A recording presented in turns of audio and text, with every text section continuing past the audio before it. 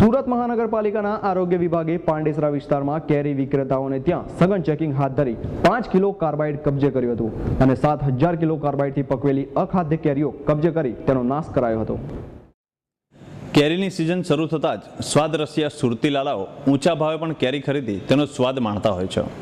ત્યારે સિઝનની શરૂઆતમાં જ શહેરની કેરીની માંગને પહોંચી વળવા અને ઓછા રૂપિયે વધુ નફો રળી લેવાની લાઈમાં કેરી વિક્રેતાઓ દ્વારા શહેરીજનોના આરોગ્ય સાથે છેડા કરવામાં આવતા હોય છે।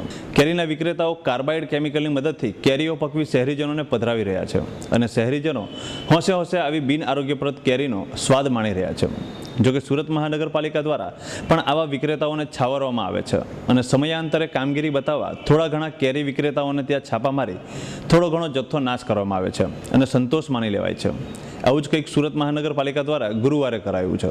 જ્યારે શહેર આખામાં બિન આરોગ્યપ્રદ કેરીઓના ઢગલે ઢગલા વેચાઈ રહ્યા છે ત્યારે પાલિકાના આરોગ્ય વિભાગે પાંડેસરા વિસ્તારમાં છાપા મારી માત્ર 5 કિલો કાર્બાઇડનો જથ્થો ઝડપી પાડી 700 કિલો બિન આરોગ્યપ્રદ કેરીનો નાશ કરવામાં આવ્યો હતો।